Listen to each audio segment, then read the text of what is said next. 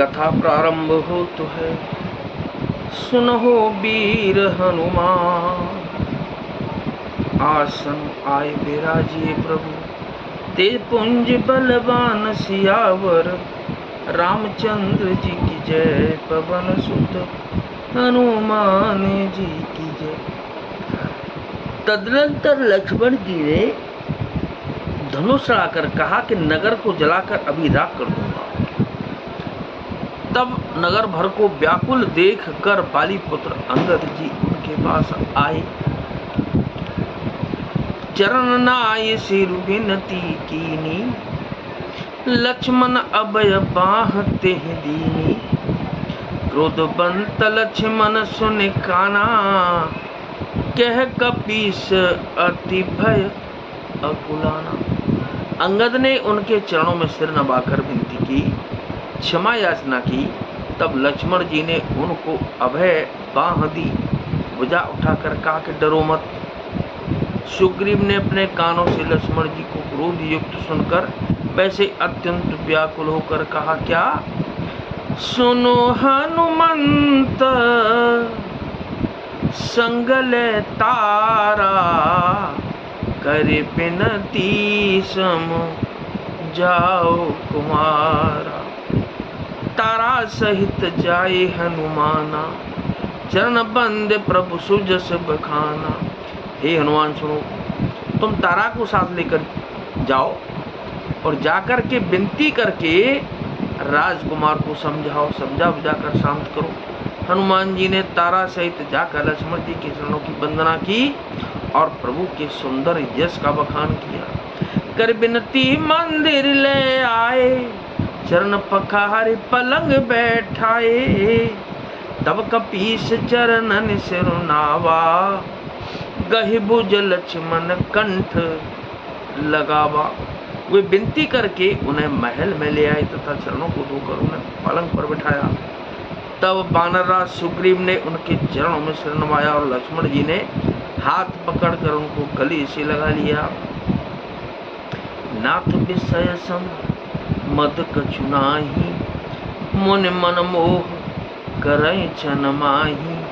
सुनत विनीत बचन सुख पावा, लक्ष्मण तेह बहु विधि समझावा।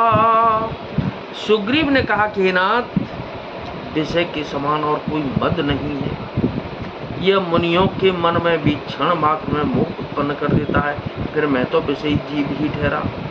सुग्रीव के विनय युक्त वचन सुनकर लक्ष्मण जी ने सुख पाया और उनको बहुत प्रकार से समझाया।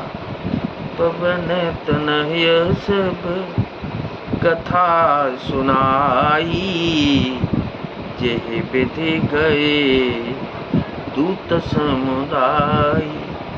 तब पवन सुत हनुमान जी ने जिस प्रकार सब दिशाओं में दूतों के समूह गए थे, वह सब हाल सुना दिया।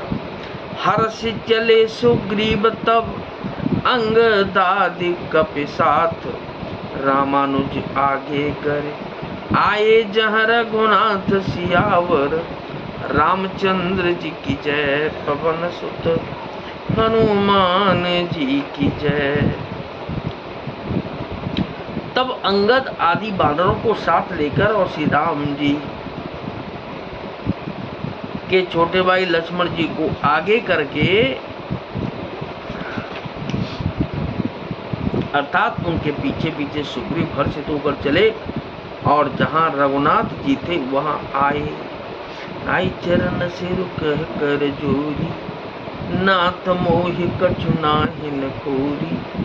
अतिशय प्रबल देव तव माया, छूटहि राम करऊं जो दाया। श्री रघुनाथ जी के चरणों में सिर नवाकर हाथ जोड़कर सुग्रीव ने कहा कि हे नाथ, मुझे कुछ भी दोष नहीं है। हे देव, आपकी माया अत्यंत ही प्रबल है। आप जब दया करते हैं हे राम, तभी यह छूटती है।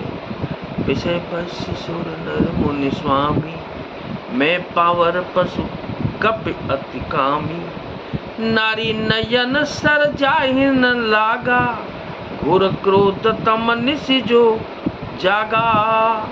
हे स्वामी, देवता मनुष्य और मुनि सभी विषयों के वश में है, फिर मैं तो पामर पशु और पशुओं में भी अत्यंत कामी बंदर हूँ। स्त्री का नयन बाण जिसको नहीं लगा, जो भयंकर क्रोध रूपी अंधेरी रात में भी जागता रहता है, क्रोधांध नहीं होता।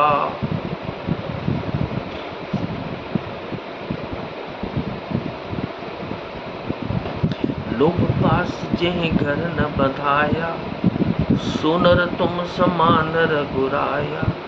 यह गुण साधन ते नहीं होई, तुम्हारी कृपा पाव कोई सोई, कोई कोई। और लोग की फांसी से जिसने अपना गला नहीं बंधाया, हे रघुनाथ जी, वह मनुष्य आप ही के समान है। ये गुण साधन से नहीं प्राप्त होते, आपकी कृपा से ही कोई कोई इन्हें पाते हैं। तब रघुपति बोले मुस्काई, तुम प्रिय मोहि भरत जिम भाई। अब सोई जतन करऊं मन लाई, जेहि विधि सीता के सुधि पाई। तब श्री रघुनाथ जी मुस्कुरा कर बोले कि हे भाई, तुम मुझे भरत के समान प्यारे हो। अब मन लगाकर वही उपाय करो जिस उपाय से सीता जी की खबर मिल जाए।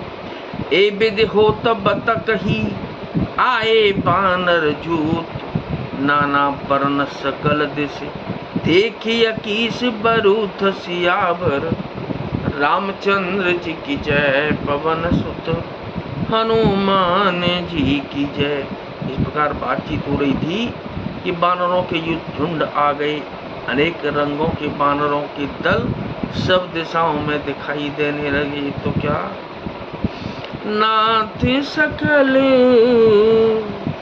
संपदा तुम्हारी, मैं सेवक समेत सुत नारी, मैं सेवक समेत सुत नारी। कथा विसर्जन हो तु है, विदा हो हनुमान। राम लखन और जानकी मैया सदा करें कल्याण सियावर। रामचंद्र जी की जय, पवन सुत हनुमान जी की जय।